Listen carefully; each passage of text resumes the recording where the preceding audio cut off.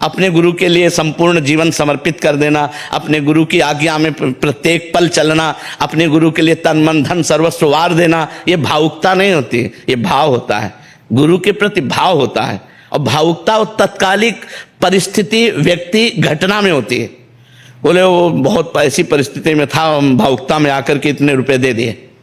वो भावुकता में घटना परिस्थिति में जो आता है वो तात्कालिक होती है, लेकिन जो भाव होता है वो स्थायी होता है। गुरु के प्रति जो हमारा गुरु भाव है, गुरु साक्षात परब्रह्म, ये हमारा स्थायी भाव है, इसमें परिवर्तन नहीं होना चाहिए। तभी मोक्ष की प्राप्ति होती, तभी कल्याण की प्राप्ति होती। थोड़ा साधना करते समय भावुकता होती है, तो ये नहीं, ये सतोगुणी है, पर इसमें ध्यान रखे, दया बिना साधु कसाई, और दया करी तो आफत आई। संभल करके, जैसे हिरन पर दया की, भरत जी के चरित्र में आता है, दया करके 2-4 दिन पोषण करके छोड़ देना था, लेकिन उसी में आसक्त हो गए तो अगला जन्म हिरन का हुआ। तो दया बिना साधु कसाई, और दया करी तो आफत आई। बहुत संभल के दया कर ली चाहिए, दया में फंसाव भी है। दया में ऐसी दया करे कि जैसे कोई डूब रहा है तो चतुरता यह है कि उसको रस्सी या वस्त्र का सहारा दे, स्वयं अपने हाथ न पकड़ा दे। नहीं, अगर अच्छा तैराक नहीं तो डूबने वाला पहले उसे डुबोएगा जो उसे बचा ले गया है। ऐसे इस माया का कार्य है कि अगर हम यहाँ दया करें तो हम उसे आश्रय दे दें, हम खुद ना फंस जाए उसकी दया में। अगर फंस गए तो फिर हम ही पहले डूबेंगे माया में। इसलिए बहुत संभल करके, अपने भावुक लोग फंस जाते हैं, इसलिए भावुकता को संभालना चाहिए। भाव नहीं फंसेगा, लेकिन भावुकता फंसा देगी। कोई आपके सामने जरा सा भी दुख प्रकट करेगा तो आपको लगेगा क्या करूं, इनका दुख कैसे दूरी करूं। तो बहुत संभल करके, बहुत सोच समझ कर। आज संसार में छल कपट पाखंड नाटक इसकी बाहुल्यता है, तो आज का समय थोड़ा भावुकता संभालने का है, नहीं तो हमारी जेब काट लेंगे। भावुकता में ऐसे भी लोग हैं। शोभना जी एमपी से। श्री हरिवंश महाराज जी, मुझे इसी जन्म में भगवत प्राप्ति करनी है, पर पता नहीं कैसे। विरक्त या विरक्त मार्ग बहुत कठिन सा जान पड़ता है। देखो, विरक्त या गृहस्थ दोनों भगवान के लाडले पुत्र हैं, दोनों का अधिकार है भगवान प्राप्ति करना। गृहस्थ में गृहस्थ धर्म के अनुसार चले, विरक्त में विरक्त धर्म के अनुसार चले, तो दोनों पहुंचेंगे भगवान के ही पास। पर चलना धर्म के अनुसार होगा। गलत अगर रास्ता हमारा हो गया, जैसे मान लो बिहारी जी इधर है, अब हम इधर दौड़ लगा दें तो जिंदगी भर दौड़ते रहे, हम बिहारी जी नहीं पहुंचेंगे। और इधर हम लेट के चले तो हम बिहारी जी पहुंच जाएंगे, क्योंकि सही रास्ता है। तो हम सही रास्ते पे चलें। गृहस्थ धर्म में रहकर अगर हम ब्याह नहीं करते तो ब्रह्मचर्य का, पूर्ण ब्रह्मचर्य का पालन करना होगा।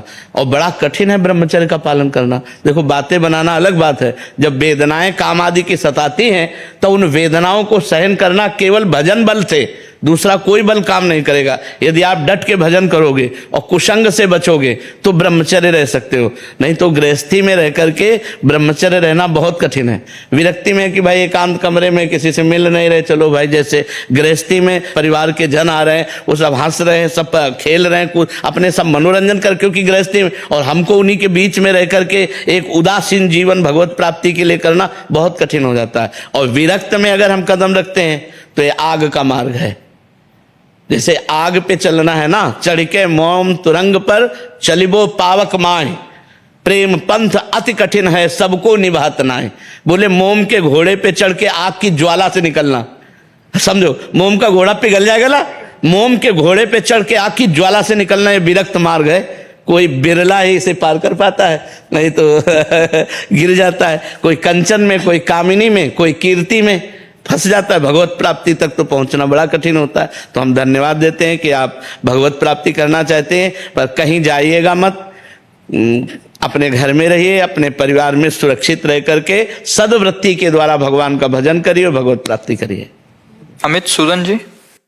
राधे राधे। राधे राधे महाराज जी, जीवन में बीते कुछ ऐसे पल हैं जिनको मैं भूलना चाहता हूं, पर वो बार बार याद आते हैं। ऐसे में कोई उपाय है उसको भूलने का महाराज?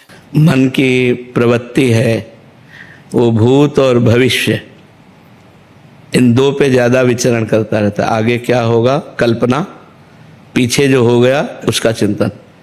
वर्तमान में हम भूत और भविष्य के चिंतन करने वाले मन पर शासन कर सकते हैं नाम जप के।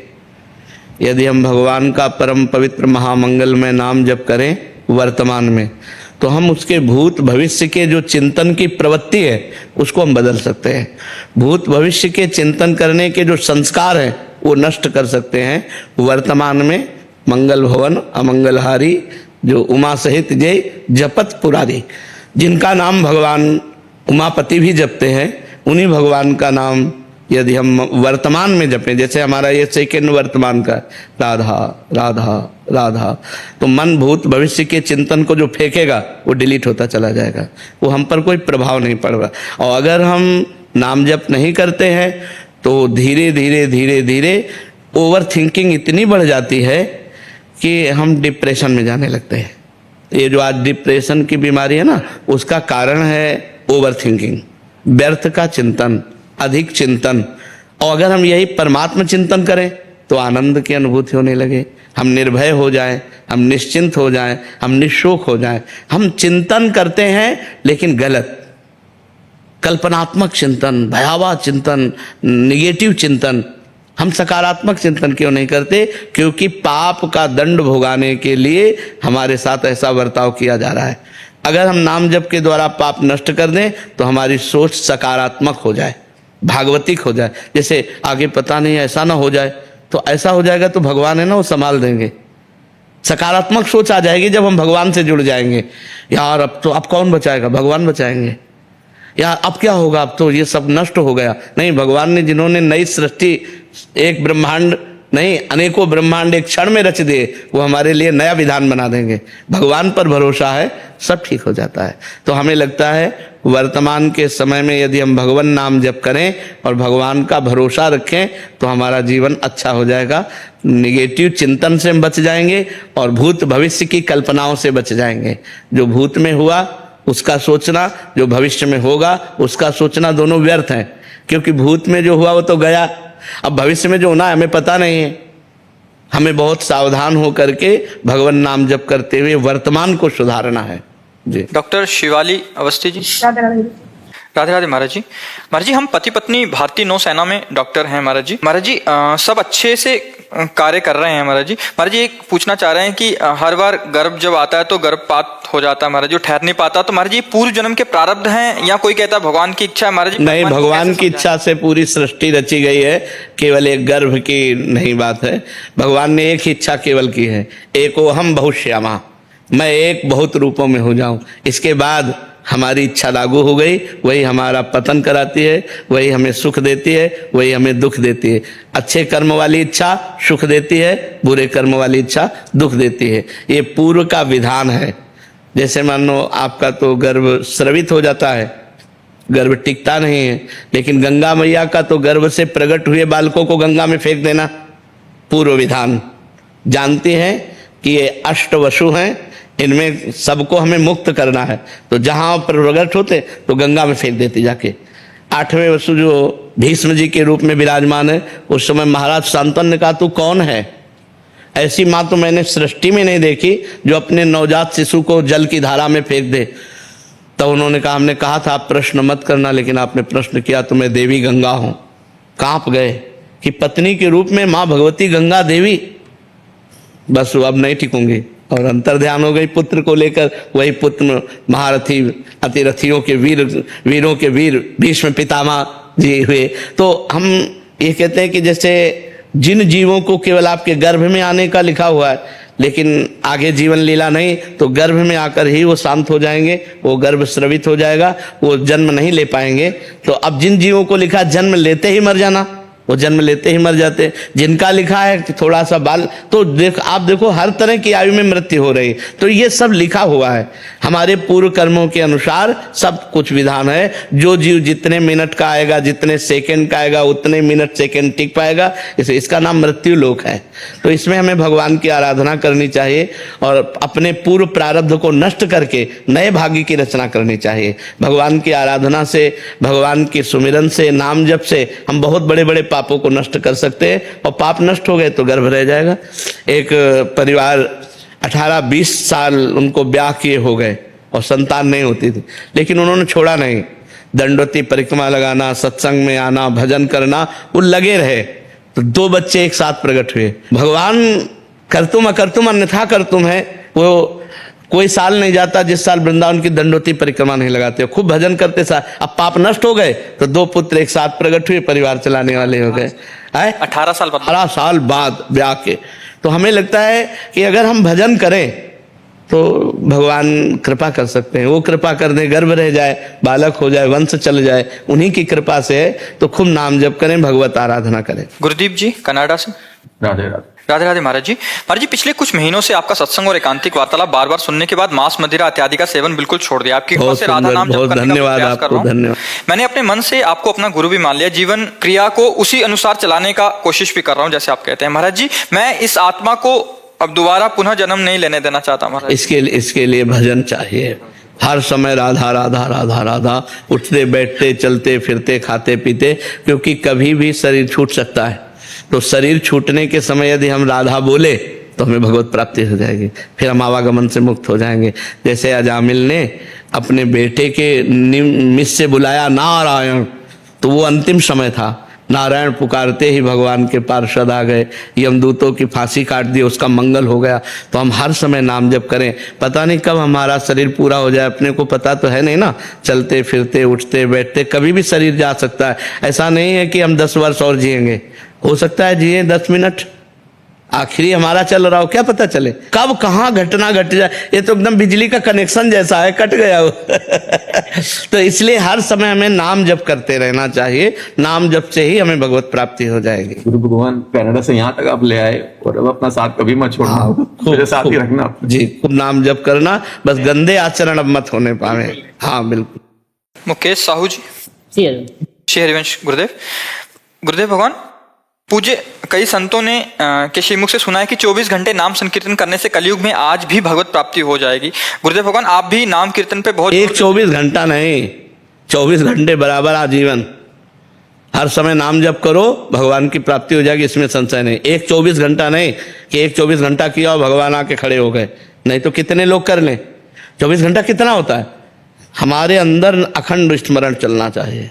24 घंटे नाम कीर्तन का मतलब नाम सुमिरन हमारे अंदर चलना चाहिए। संसार का चिंतन छूटा और भगवान का चिंतन अखंड चल रहा है, भगवत प्राप्ति निश्चित होगी। समाज और जैसे 24 घंटे में अगर 24 मिनट जैसे तन्मय होने की, जैसे श्री जी। हाँ, अच्छी बात है, अच्छी बात है। 24 घंटे में 24 मिनट अगर तन्मय होकर जपे और शेष समय ऐसे जपे तो भी भगवत प्राप्ति हो जाएगी। तो एक दिन जैसे बंसीवट गए थे महाराज जी, तो वहाँ पे जैसे लिखा भी है और कई लोग बताते भी वहाँ पे, तो जैसे नूपुरों की श्री जी की ध्वनि आती है। हाँ, ये भगवत, इसमें कोई संशय नहीं, भगवत देश है। कि उनमें से जैसे कि ध्वनि तो आई पर श्री जी की जो नूपुर है वो दिखाई नहीं दी, तो क्या भजन बिना निज मंत्र के वो दिखाई? हाँ, उसके लिए भजन चाहिए, भजन खूब करो तब। जो बीज मंत्र निज मंत्र है तो मतलब बिना उसके मतलब श्री जी की नूपुर या अरे राधा नाम से सब कुछ हो जाएगा, कौन सी बात ऐसी जो राधा नाम से ना हो। हाँ। अलका जी। राधे राधे महाराज जी। गुरुदेव, मेरा पूजा पाठ जप इत्यादि में मन लगता है, तो इस कारण और ज्यादा समय महाराज जी उसमें लगाते हैं, तो कभी कभी बच्चे पति नाराज हो जाते हैं, तो मुझे अपराध बहुत सा लगता वैसे, है। हाँ, वैसे गृहस्थी में ज्यादा पूजा बैठ के करने वाली उचित नहीं है। रसोई में काम कर रहे, राधा राधा राधा, अपने पति को टिफिन लगा के दे रहे, भोजन पवा रहे, बच्चों को पवा रहे, ये पूजा ही हो रही। इन सब में भगवत भावना करें।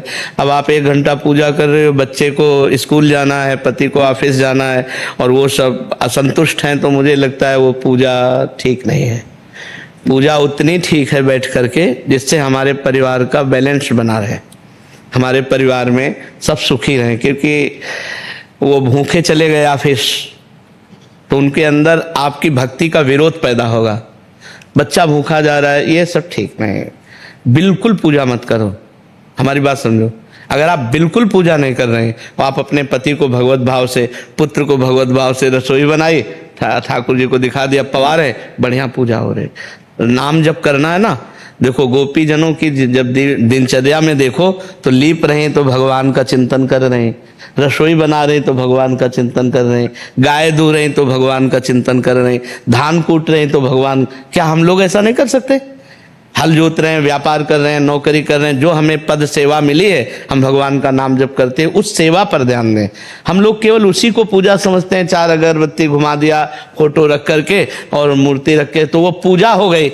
अच्छा एक बात देखो, अचल मूर्ति में हम भगवान की भावना कर सकते हैं, फोटो में, विग्रह में, लेकिन चलते हुए पर हम भगवान की भावना नहीं करें तो हमारी बहुत बड़ी कमी है। इन सब में भगवान ही विराजमान है, सच्ची मानिए। सच्ची मानिए। अगर आप ईमानदारी से सब में भगवत भावना कर लें तो आपसे बड़ा कोई महात्मा नहीं। स महात्मा सुदुर्लभा वासुदेवा स्वरमिति, स महात्मा सुदुर्लभा। और अगर भगवान चले जाएं तो देखो आप अपने प्रिय पुत्र के शरीर को जला देंगे, प्रिय पति के शरीर को जला देंगे। क्यों? क्योंकि भगवान अंतर ध्यान हो गए। तो उन्हीं भगवान की पूजा करना है। अब सब खा पी के अपने अपने काम में चले गए, अब हमारे पास समय है तो हम टीवी ना खोलें, हम पूजा गृह खोलें, फिर अपने ठाकुर पूजा करें, फिर बैठ के जप करें। लेकिन वो बाद में करें, पहले पति पुत्र की पूजा करें, उनको भोजन उनकी तैयारी कर दें। जो भगवान ने गृहस्थ धर्म दिया उसका पालन करो। जी। ब्रह्मानंद जोशी जी, राधे राधे महाराज जी। महाराज जी, मैं नाम जप करने का अभ्यास कर रहा हूँ, उससे मेरे को बहुत शांति मिल रही है, पर परिस्थितियां बहुत ज्यादा प्रतिकूलता हो जाती है, तो ऐसा लगता है कि कहीं नाम छूट ना जाए महाराज जी। हाँ, चिंता मत करो, चिंतन बढ़ाते रहो। अनन्यस चिंतयन्तो माम ये जनाः परिपासते तेषाम नित्याभियुक्ता नाम योगक्षेमम वहाम्यहम्। भगवान कह रहे हैं मैं योगक्षेम का भाव, जिसका योगक्षेम भगवान वहन करते हैं उसको कोई विपत्ति परास्त नहीं कर सकती। इसलिए प्रसन्न रहो और नाम जप करो और हर दुख को सहने की कोशिश करो, तो उससे पाप नष्ट हो जाएंगे, आप भगवत प्राप्ति के योग्य हो जाएंगे। यम ही न व्यथयन्ते ते पुरुषम पुरुषर्षभ सम दुखा सुखाधीरम सोमृतत्वाय कल्पते। जो आए हुए कष्ट से व्यथित नहीं होता, सह जाता है और भगवान का नाम स्मरण करता रहता है, सुख दुख में समान भाव रखता है, वो अमृत पद का अधिकारी होता है, वो भगवान को प्राप्त हो जाता है। मुकेश अग्रवाल जी, श्री हरिवंश गुरु जी। श्री हरिवंश महाराज जी। महाराज जी, मैं आपका एकांतिक वार्तालाप एवं सत्संग लगभग 2 वर्ष से सुन रहा हूँ, जिससे जीवन में काफी बदलाव आया है। गुरुदेव, प्रारंभ में श्री जी के नाम जप में काफी रुचि थी, काफी अच्छा भी लगता था, अब धीरे धीरे महाराज जी उतार चढ़ाव सा क्यों लग रहा है महाराज? हाँ, ऐसा होता है गुणों के चक्र के कारण। 3 गुण होते हैं, सतोगुण रजोगुण तमोगुण। तो जब तमोगुण आएगा तो निद्रा आलस्य प्रमादोत्थम तत्तामस मुदाहृतम। निद्रा है, आलस्य है, कोई पुरानी दुश्मनी की बात आके क्रोध होना, द्वेष होना, ऐसे चलता है। और जब रजोगुण आता है तो मकान, भोग, यश, कीर्ति, ये सब चिंतन चल। और जब सतोगुण आता है तो भगवान प्यारे लगने लगते हैं, नाम जप करना, कथा सुनना, दान करना, ये सब अच्छा लगने लगता है। तो ये गुणों का चक्र चलता है। कबहू तो थोरो भजन कबहू होत विशाल, मन को धीरज छुटे नहीं गाहे न दूजी चाल। कभी थोड़ा भजन होता है, कभी बहुत होता है, लेकिन हमको चाहिए कि धैर्य न छोड़ें, हम गलत मार्ग में न चलें, गाहे न दूजी चाल। अगर मन अभी भजन में नहीं लग रहा तो आप शांत एकदम जबरदस्ती मन को रोके हुए हैं तो थोड़ी देर में लग जाएगा, गुण हट जाएगा रजोगुण, फिर भजन में मन लग जाएगा। जाप तो करता हूँ गुरु जी। हाँ, बस जाप करते रहो, इसी से हो जाएगा।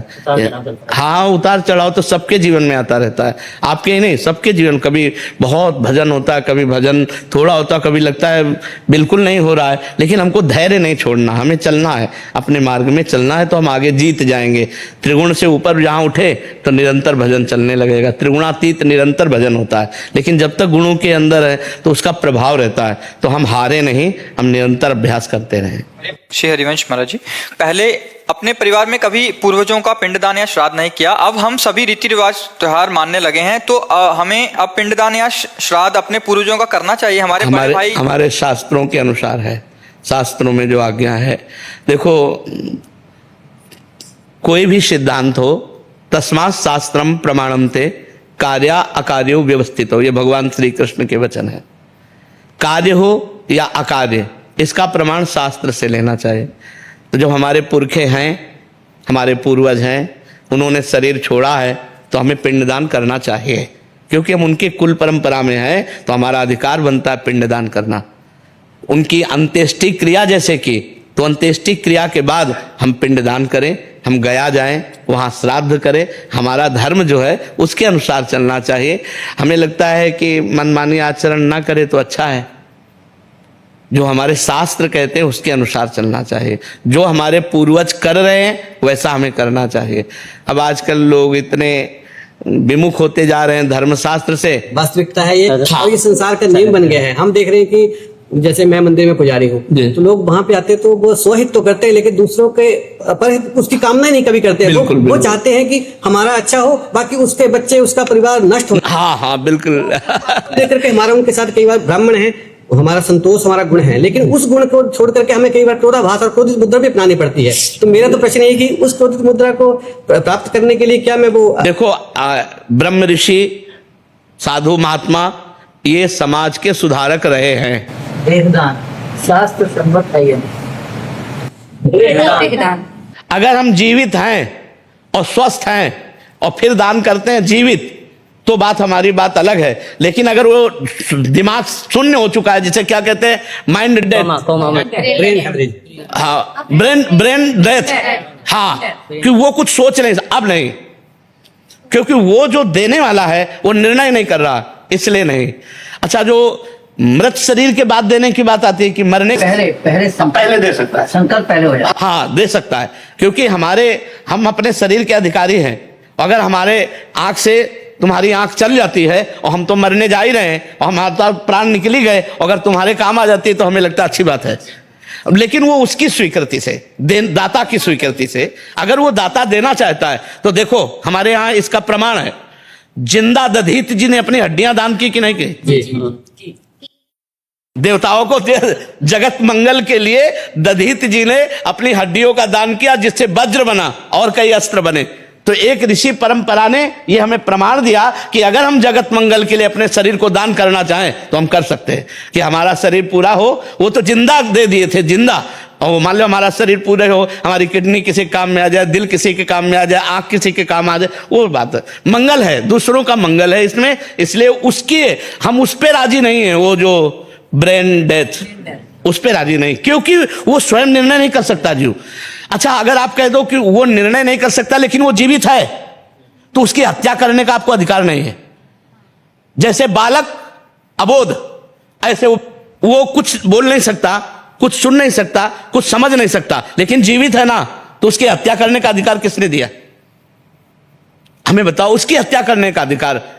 अगर हम जीवित हैं, हम लिख जाते हैं, तो वो बात अलग है। ब्रेन डेथ में जो ये होता है ना कि उसका दिल निकाल के उसको दे दिया, उसकी वो स्पष्ट हत्या है उस जीव की, क्योंकि वो अपना निर्णय करने लायक नहीं है, वो अभी बुद्धि में उसके कुछ नहीं है। तो अगर परिवार वाले उसको, जब तक वो जीवित रहे, उसे जैसे भी जीवित रहे, तो वो जीवन उसका मंगल में रहेगा। लेकिन ये नहीं कि जीवित आदमी की सब वो स्वयं दे दे, तो बात अलग है। हम उसके सपोर्ट नहीं करते, जो ब्रेन डेथ, हाँ, उसका सपोर्ट नहीं करते। राधे राधे महाराज जी। महाराज जी, कुछ ऐसे मुद्दे होते हैं मेरे को रखने ही पड़ते हैं आपके आगे। महाराज जी, मेरी शादी पिछले साल जुलाई में हुई थी, लेकिन मेरी पत्नी गलत आदतों जैसे शराब, सिगरेट, मेरे साथ मारपीट, माता पिता के साथ दुर्व्यवहार और अन्य क्रियाएं में भी शामिल है। महाराज जी, इन सबको ना सहन कर पाने की वजह से हमारा रिश्ता तलाक की कगार पर आ चुका है। जैसे कि आपने कहा कि अगर आपने एक बार पानी ग्रहण किया तो जीवन भर साथ निभाया चाहिए, लेकिन वो योग्यता दोनों पक्ष में होनी चाहिए।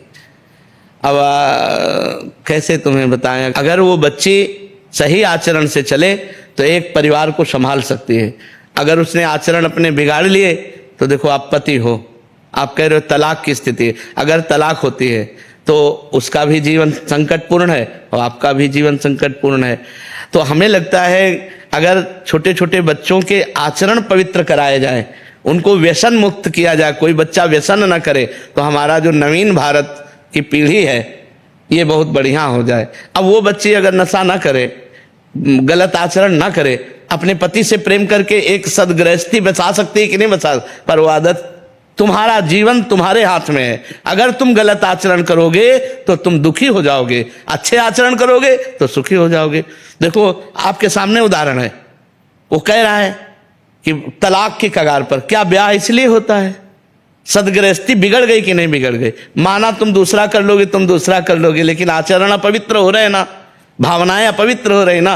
अब इन बातों को कैसे समझे? हमारा भारत देश है, इसमें एक बार जिसका पाणी ग्रहण किया, जैसा बच्चा कह रहा है, आजीवन निर्वाह करना, पर दोनों उसकी योग्यता को समझें, पाणी ग्रहण की महिमा को समझें। जैसे माना आज हम वर का वर्ण कर रहे हैं, आज हम किसी लड़की का वर्ण कर रहे हैं, अब हम दोनों गलत नहीं करेंगे, अब दोनों मिलकर हम चलेंगे और अपनी गृहस्थी को बसाएंगे। ऐसे विचार कर लो। चाहिए कि बाल्यावस्था से जब तक ब्याह ना हो तब तक हम कोई गलत आचरण ना करें। चाहिए ब्रह्मचर्य से रहें, धर्म से रहें, कोई नशा न करें, कोई गंदी बात न करें, और जब पति प्राप्त हो जाए तो बात अलग है। अब पहले ही सब आचरण अगर हम बिगाड़ लेंगे तो यही बात आएगी, जैसे बच्चा बोल रहा है कि अब क्या करें, उनको शराब पीना है, उनको सिगरेट पीना है, उनको परपुरुष की तरफ देखना है, तो हम कैसे स्वीकार करें? तो गृहस्थी चौपट हो गई था। एक वो भी अशांत है और उनको भी अशांत होना पड़ेगा। ऐसा नहीं कि वो अशांत ना हो, ऐसे आचरण वाले मिल गए तो अशांति पैदा कर देंगे। ऐसे इनसे भी ज्यादा आचरण वाले हैं ना, ये क्यों? इसका कारण यही है ना, हमारे आचरण बिगड़ गए, हमारे विचार बिगड़ गए, हमारा चरित्रहीनता वही हमको दुख दे रही है। आप विचार करो, संत जन नहीं बोलेंगे, शास्त्र की बात नहीं सुनोगे तो आप सुधरोगे कैसे? जो संतों की बात है थोड़ी कड़वी लग सकती है, लेकिन वो आपको बढ़िया सुधार देगी अगर बात मान जाओगे। अब बच्चा, भगवान का सुमिरन करो और कुसंग का त्याग करो। अगर पत्नी भी कुसंग युक्त है तो उसका त्याग कर दो, नहीं जीवन खतरे में पड़ जाएगा। पक्की बात है, जीवन खतरे में पड़ जाएगा। जो गलत आचरणों वाला है उसे आप सुधार नहीं सकते, अपने को बचा सकते हो। अगर अपने को बचाना है तो आपको संग त्यागना ही पड़ेगा। अगर ऐसे आचरणों से युक्त हो और सुधरने की गुंजाइश ना हो तो तुम भी भैया आनंद से जियो और हमको भी आनंद से जीले दो। उसमें ये संबंध विच्छेद ही एक दवा है।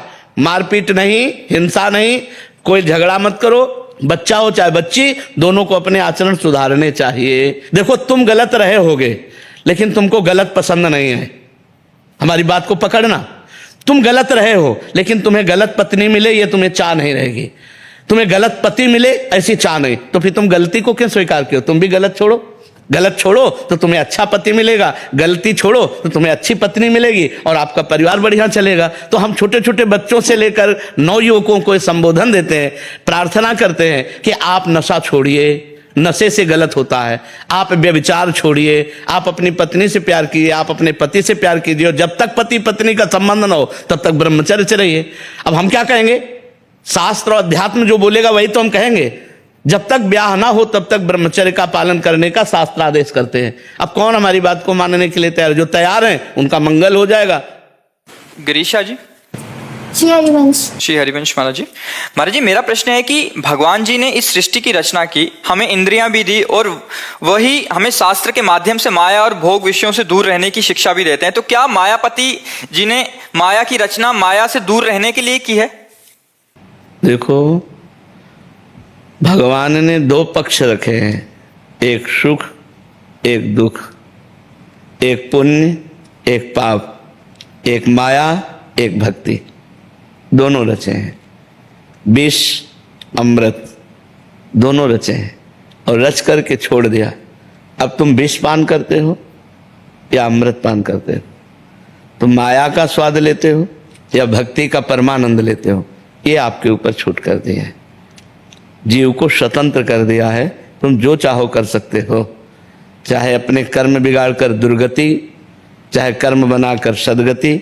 दोनों पक्ष भगवान ने रचे। अगर केवल माया ही रचा होता तो फिर प्रश्न था फिर दूरी क्यों बनाए? क्योंकि दूसरा पक्ष है नहीं, तो दूसरा पक्ष भक्ति है जो परमानंद प्रदान करने वाली है। अच्छा, माया कोई त्यागने वाली वस्तु नहीं है। माया के कुप्रभाव से, माया में दो भी भाव है, एक अच्छा प्रभाव है और एक बुरा प्रभाव है। जैसे माया से रचित ये शरीर है, अब इस शरीर से हम सत्कर्म कर सकते हैं तो माया का अच्छा प्रभाव हुआ कि नहीं? हमारी वाणी है, माया ही तो है। इससे हम मृदु बोलें, सत्य बोलें, हितकर बोलें तो माया का सदुपयोग हुआ कि नहीं हुआ? अब हमारे पास सुंदर भोजन है, उस भोजन को भगवान को भोग लगाया, किसी भूखे को पवा दिया, हमने भी अपनी भूख मिटा दी, तो सदुपयोग है कि नहीं? अब हम भूख मिटाने के लिए दूसरे जीवों की हत्या करें, अब माया का दुरुपयोग हो रहा है। अब तुम्हारी दुर्गति होगी। हमारे पास इतने सुंदर सुंदर पेय पदार्थ हैं, सुगंधित, पौष्टिक, बुद्धिवर्धक। जरूरी मदिरा पियो? इतने सुंदर 56 भोग बनते हैं, जरूरी है तुम जीवों को काट करके उनका मांस खाओ? तो माया के दो पक्ष हैं, एक अच्छा और एक बुरा। तो बुरे पक्ष का त्याग करना। जैसे माया का पक्ष एक काम भोग है। अगर काम भोग हम अपनी पत्नी से करते हैं सही है, लेकिन दूसरे की स्त्री से करते हैं गलत है। अगर काम भोग ना हो तो संतान की उत्पत्ति ना हो, सृष्टि ना बढ़े। ये तो भगवान की द्वारा रचित है, कोई हमारा तुम्हारा रचित तो नहीं, लेकिन उसका सही दिशा में प्रयोग हो। अगर वो गलत दिशा, अब आप काम भोग पराई बेटी के साथ करें तो हमारा कानून भी आपको दंड देगा और भागवतिक कानून में भी पाप बन गया। और अगर अपनी पत्नी से करते तो धर्मयुक्त है। तो अगर हम विवेक और अध्यात्म शास्त्रों का स्वाध्याय करके ठीक से चलें तो माया कुछ ऐसा है नहीं जो बांधने वाली हो। माया तब बांधने वाली है जब हम माया का गलत प्रयोग करते हैं। तब बोले अरे भगवान की माया बड़ी विचित्र है, देखो उसकी दुर्गति हो गई। दुर्गति माया ने नहीं की, हमने गलत माया का प्रयोग किया। माया का मतलब ये रचना जितनी देख रहे हो, अब इस रचना में सही ढंग से चलो, आप गलत क्यों चलते हो? तुम्हारी बहन को कोई गलत दृष्टि से देखे तुम्हें बुरा लगेगा, तो तुम दूसरे की बहन को गलत दृष्टि से क्यों देखो? आत्मना प्रतिकूलानी परेशान न समाचरित। तो माया हमें ये बताओ कि बंधन कारक क्या है? ये माया, कपड़ा माया, माइक माया, ये दीवाल माया, ये सब सहयोग कर रही कि नहीं भक्ति के लिए? आप हमें विचार करके बता। अब इसी वाणी से हम गाली देने लगे, इसी शरीर से गंदे आचरण का, अब माया का दुरुपयोग हो गया। तो जब हम दुरुपयोग करते हैं माया का, जैसे पैसा है, पैसा से किसी गरीब की सेवा कर देना, भूखे को भोजन, वस्त्र नहीं तो वस्त्र दे देना, किसी बीमार की औषधि करा देना, 10-5 हजार लगा दीजिए। वही 10-5 हजार होटल में शराब और गंदे आचरण में लगा दिए, वो दुरुपयोग हो गया, ये सदुपयोग हो गया। माया का दुरुपयोग निषेध है, सदुपयोग करना चाहिए। आप हमें बताओ माया कहाँ बंधनकारक है? कब आपको आकर के माया ने पकड़ा? हमें बताओ ना, कहाँ क्या माया है?